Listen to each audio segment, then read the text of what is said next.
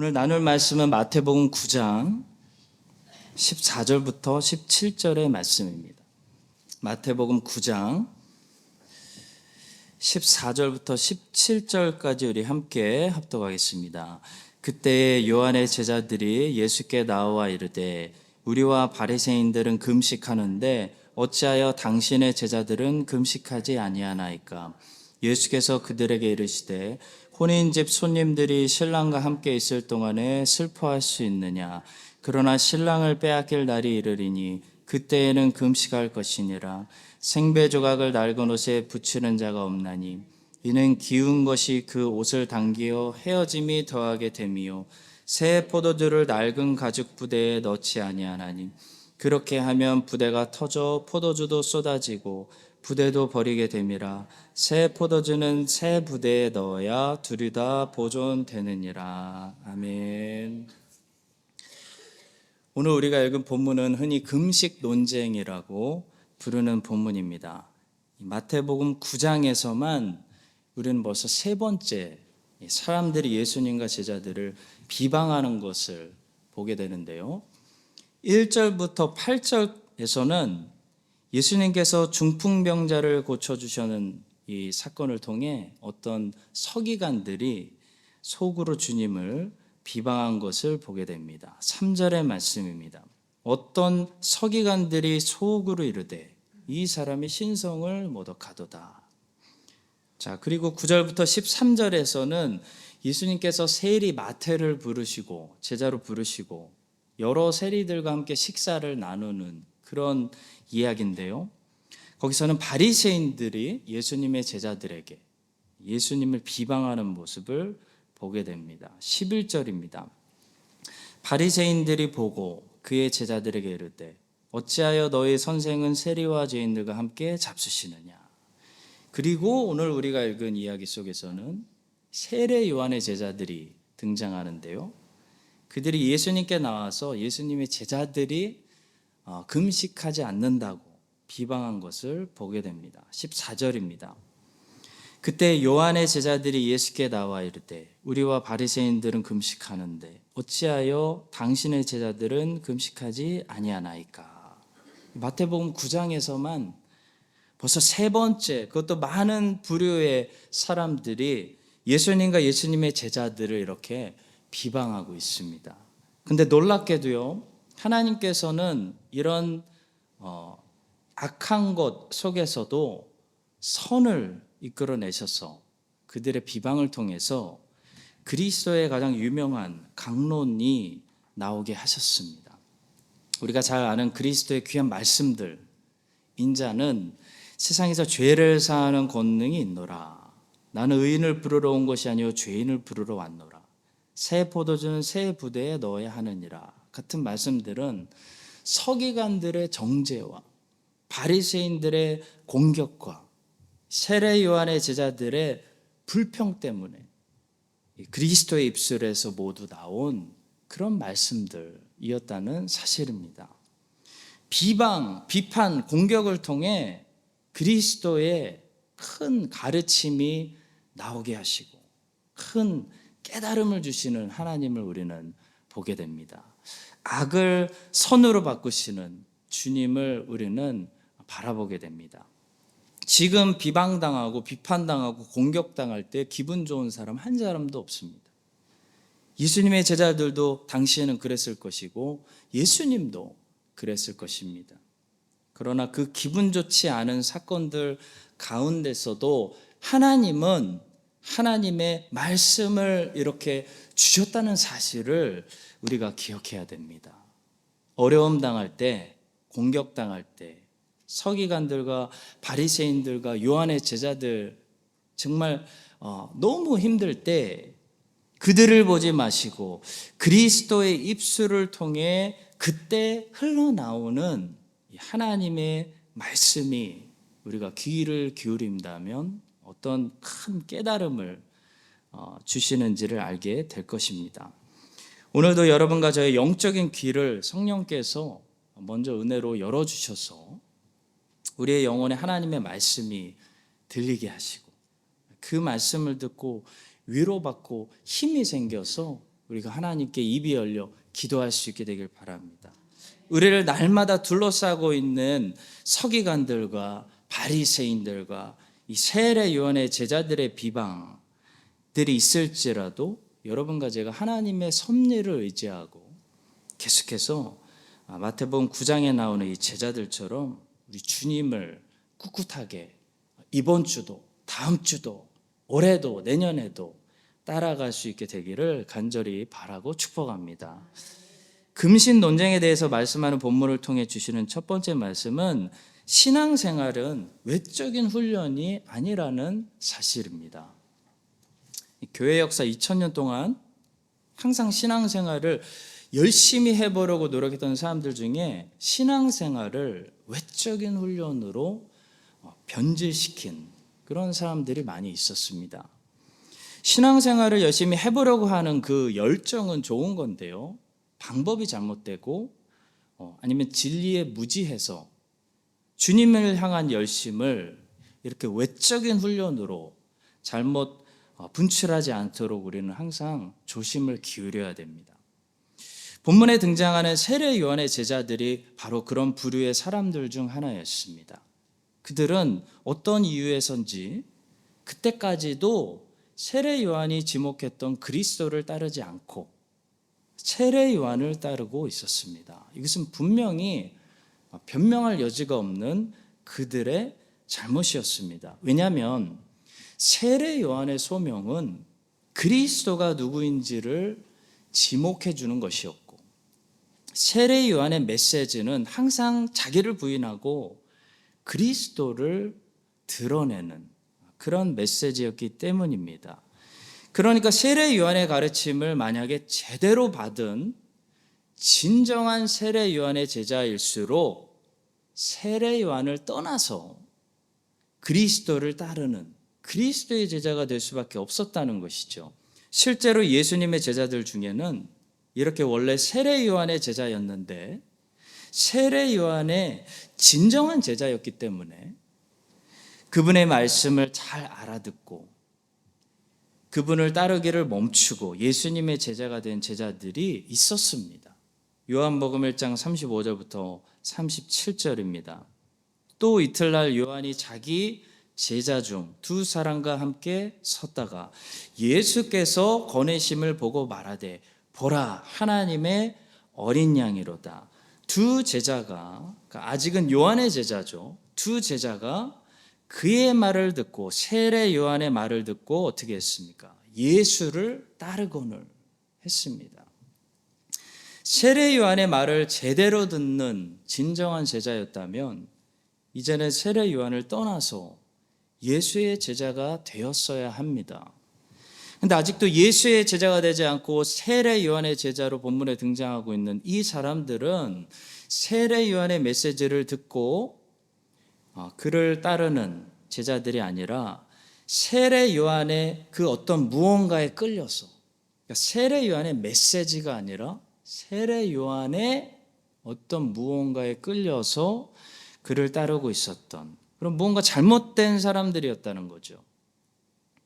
그렇다면 이때까지도 세례 요한을 따르던 사람들 도대체 무엇에 끌려서 그를 따르고 있었을까요? 아마도 그들이 보기에 예수님은 너무 흥청망청 음식을 잡수시고 그런 자유분방한 분으로 보였지만 세례 요한은 굉장히 어떤 외적인 카리스마, 매력을 느끼는 그런 어떤 종교적인 분위기를 느꼈기 때문에 그를 따르고 있었을 것입니다. 세례 요한은 아주 특별한 외적인 카리스마를 가지고 있었죠. 그는 옷차림도 특이했고 먹는 음식도 특이했습니다. 이것은 그에게 주신 소명이었습니다. 그래서 그를 탓할 수는 없습니다. 그는 분명히 구약에 속한 선지자였기 때문입니다. 그는 문제가 없었습니다. 그런데 문제는 그를 따랐던 이 사람들이 그의 이런 외적인 카리스마, 금식하고 약대털 옷을 입고 메뚜기와 꿀로 음식을 절제하면서 거침없이 바리새인들을 정죄하는 이런 엘리야의 느낌을 연상시키는 그런 외적인 카리스마에 끌려서 자기들도 그렇게 멋있는 삶을 살기 원했기 때문에 지금까지도 주님을 따르지 않고 세례 요한의 길을 걸어갔다는 것이죠. 자, 그러다가 어떻게 됐을까요? 결국 예수님의 제자들을 비방하는 그런 예수님과 부딪히는 사람들이 되었다는 것입니다. 자, 성도 여러분, 세례 요한의 제자들은 겉으로 드러나는 카리스마를 원했습니다. 저거 참 멋있다. 나도 엘리야처럼 포스를 풍기고 싶다. 이걸 원했다는 거죠. 그들은 우리는 엘리야처럼 옷차림이 특이하다는 것을 자랑했습니다. 그들은 우리는 먹는 음식도 다르다. 우리는 이렇게 자주 금식한다. 라는 것을 스스로 뿌듯하게 여기고 은근히 자랑했다는 거죠. 개역개정 성경은 본문 14절에서 자주 혹은 종종이라는 뜻을 가진 헬라어 폴라를 생략했는데요. 헬라어 원문에 보시면 거기에는 14절에는 자주라는 단어가 들어가 있습니다. 그러니까 요한의 제자들은 이렇게 얘기한 겁니다. 본인들은 자주 금식한다는 것을 은근히 자랑하고 있었다는 거죠. 참 재미있는 것은 그들의 말을 들어보십시오. 그들은 어느새 우리와 바리새인들이라고 말하면서 세례 요한이 그렇게 독사의 자식들이라고 했던 바리새인들과 어느새 한편이 돼가지고 우리와 바리새인들은 자주 금식하는데 어찌하여 당신의 제자들은 이라고 말하고 있는 것을 보게 됩니다. 성도 여러분, 외적인 훈련을 자랑하기 시작하면요, 누구나 이렇게 될 수 있습니다. 우리는 어느새 바리새인들과 한편이 돼서 함께 예수님의 무리들을 공격하고 있는 그런 상상하지도 못했던 우리의 모습을 발견하게 될 수도 있는 것입니다.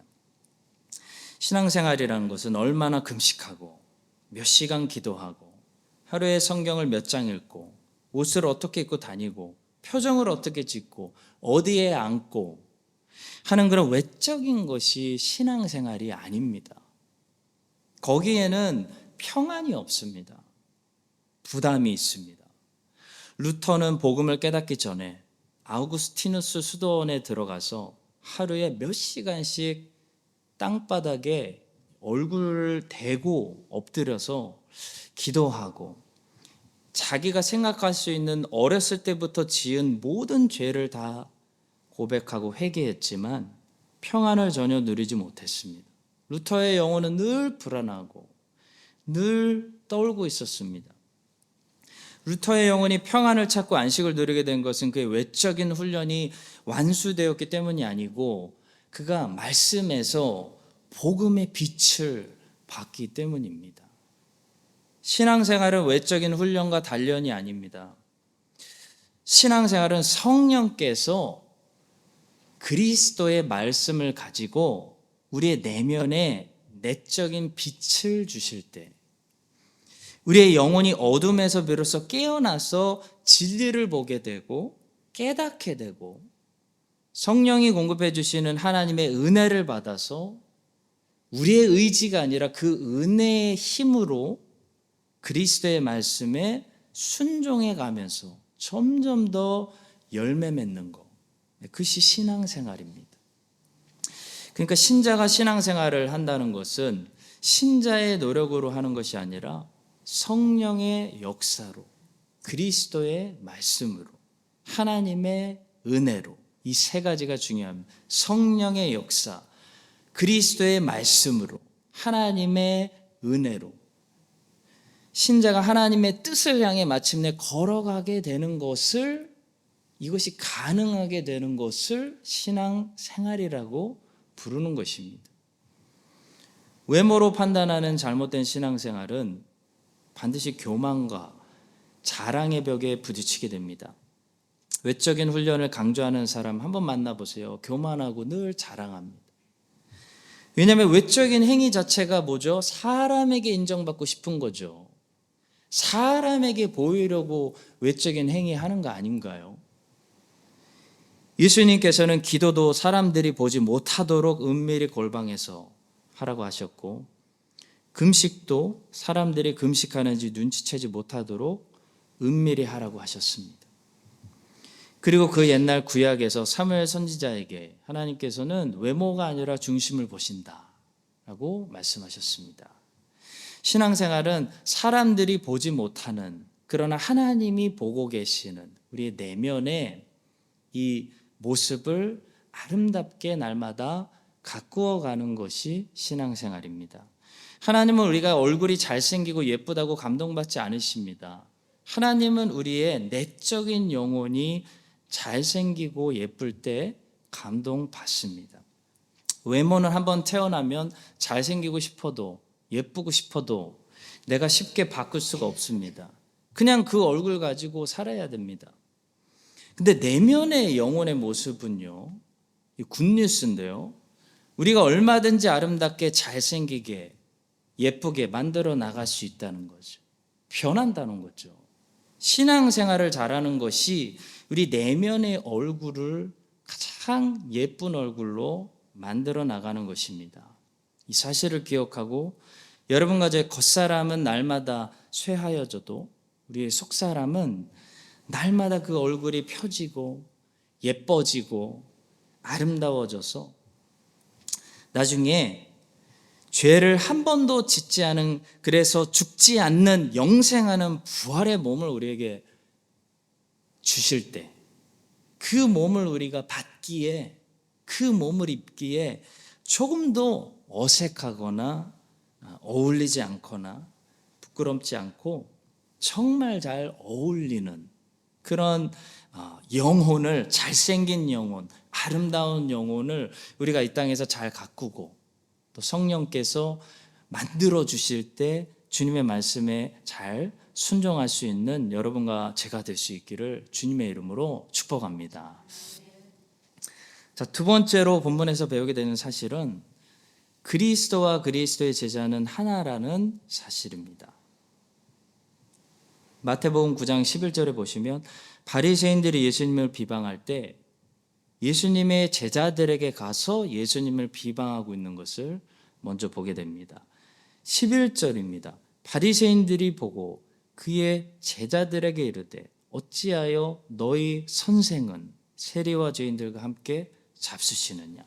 예수님 비방하고 싶은데 예수님에게 간 것이 아니고 예수님 제자들에게 가서 예수님 비방한 거죠.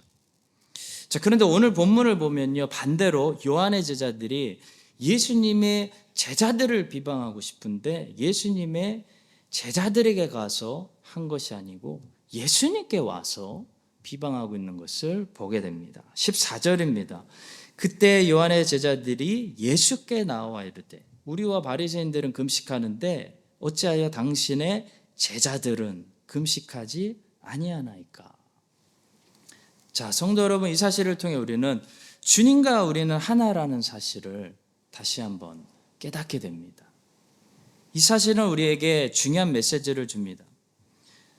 바리새인들이 주님을 비방하고 싶을 때 감히 주님께 직접 가서 주님을 비방하지는 못하고 주님의 제자들에게 와서 너희 선생은 하면서 주님을 비방했던 것처럼 여러분과 저는 주님과 하나이기 때문에 주님이 당하시는 비방을 우리가 함께 당하게 된다는 사실입니다. 주님께서도 말씀하셨죠. 우리가 세상에서 비판을 받고 공격을 당하면 세상이 주님을 먼저 우리보다 미워한 줄 너희가 알아라 라고 말씀하셨습니다. 세상은 주님을 욕하고 싶을 때 주님의 제자들을 향해 욕할 것이고 주님을 미워하고 싶을 때 주님의 제자들을 미워할 것이고 주님께 침뱉고 모욕을 주고 싶을 때 주님의 제자들에게 침뱉고 모욕을 줄 거라는 사실 우리가 잊지 말아야 됩니다. 그걸 피해서도 안 되고요. 우리 주님이 세상 사람들로부터 욕먹을 때 직접 공격당하실 때 우리가 주님을 지켜야 됩니다. 우리가 주님을 지킨다는 말이 좀 생소하게 들릴 수도 있겠지만요, 말 그대로 주님의 영광스러운 이름을 우리가 지켜야 되고요. 우리가 그것을 지키기 위해서 우리가 싸워야 한다는 것입니다. 바리새인들이 주님을 비방하기 위해서 제자들에게 와서 그랬습니다. 너의 선생은, 니네 선생은 어찌하여 세리와 죄인들과 함께 잡수시느냐라고 막 비방했을 때, 그때 나도 몰라요. 나도 왜 저러시는지 도저히 모르겠어요. 제가 몇 번 말씀드렸는데 라고 대답하는 사람은요, 예수님의 제자가 아니라는 거죠. 저는 예수님의 제자들이 아무리 철이 없어도 저때 바리새인들의 편에 서가지고 같이 욕하면서 나도 주님이 어쩌고 저러시는지 도저히 모르겠어요, 함께 비방하지는 않았을 것이라고 생각합니다. 세상 사람들이 주님을 어쩌고 저쩌고 욕할 때 제자들은 주님을 변호하고 주님을 지켜드려야 제자입니다. 반대로 오늘 본문을 보시면 세례 요한의 제자들은 주님을 비방한 것이 아니라 주님의 제자들을 비방했습니다. 왜 저 사람들은 금식하지 않느냐고 비방한 것이죠. 그랬을 때 우리는 무엇을 보게 되나요? 제자들이 그들에게 변명할 필요 없이 우리 주님께서 제자들을 대신해서 변호해 주고 계시는 모습을 보게 됩니다. 우리 주님의 말씀이 제자들을 보호해 줍니다. 지켜줍니다. 이것이 주님과 우리의 관계라는 거죠. 우리가 세상 사람들이 주님을 욕하고 기독교를 비방하고 교회를 손가락질하고 복음을 무시하고 주님을 향해 여러 가지 공격의 화살을 쏠 때 우리가 주님을 지킨다면, 우리가 주님을 대신해서 변호도 하고 우리가 주님을 보호한다면 하나님께서도 여러분과 제가 공격당하고 정죄당하고 미움당할 때 반드시 우리를 보호해 주시고 변호해 주실 줄로 믿습니다. 주님이 이런 말씀하셨습니다. 마태복음 10장 32절과 33절. 누구든지 사람 앞에서 나를 시인하면 나도 하늘에 계신 내 아버지 앞에서 그를 시인할 것이요, 누구든지 사람 앞에서 나를 부인하면 나도 하늘에 계신 내 아버지 앞에서 그를 부인하리라. 또 하나님께서는 이전에 이런 말씀도 하셨습니다. 사무엘상 2장 30절. 나를 존중히 여기는 자를 내가 존중히 여기고 나를 멸시하는 자를 내가 경멸하리라. 여러분과 저는 주님과 하나입니다. 주님이 욕먹으시면 우리도 같이 욕먹어야 되는 것이고, 주님이 영광 받으시면 우리도 함께 영광 받게 되는 것입니다.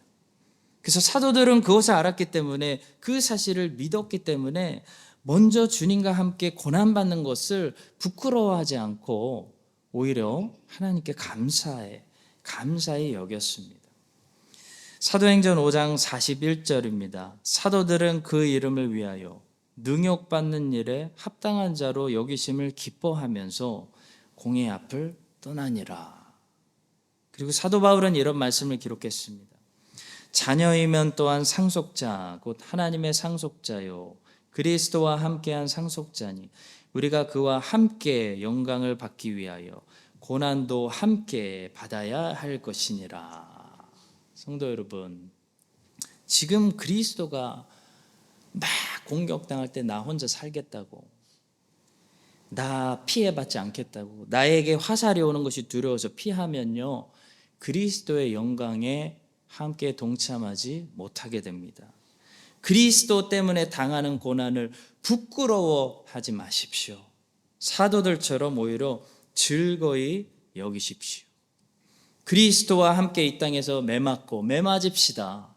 그리스도와 이 땅에서 함께 고생하고 공격당하고 고난당한 모든 하나님의 자녀들은 그리스도께서 영광의 주님으로 이 땅에 오실 때 모두 높여주셔가지고 그리스도와 함께 가장 높은 자리에 앉아서 세상을 같이 심판할 것입니다.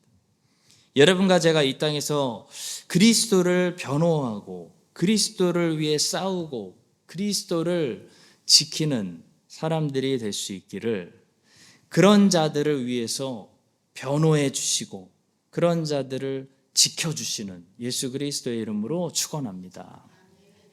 자, 마지막 세 번째로 금식 논쟁을 통해 우리에게 주시는 중요한 메시지는 적절한 때에 관한 것인데요. 모든 의무는 적절한 때가 있다라는 사실입니다. 우리가 시대를 분별해야 되는 이유가 여기 있습니다.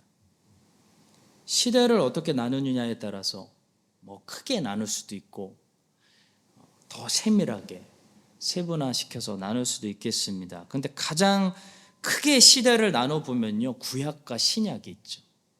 구약과 신약, 옛 언약의 시대와 새 언약의 시대가 있습니다.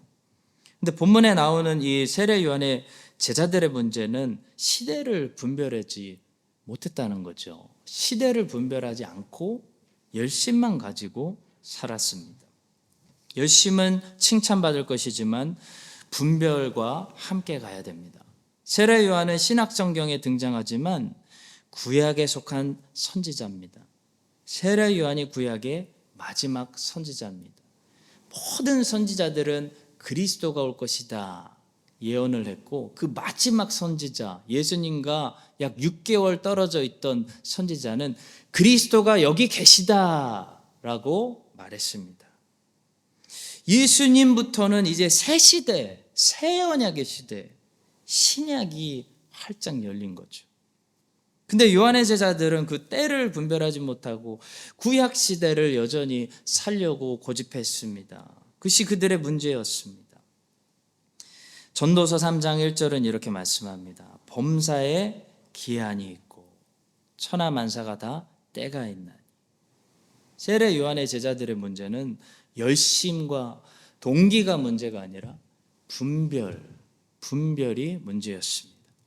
하나님의 시간과 하나님의 때를 분별하고 그 하나님의 시간에 맞추어서 우리가 살아가려면 하나님의 말씀을 잘 들어야 됩니다. 예수님이 특히 뭐라고 말씀하시는지 잘 들은 마리아 같은 사람만이 예수님의 죽음과 부활을 잘 준비할 수 있었던 것이죠.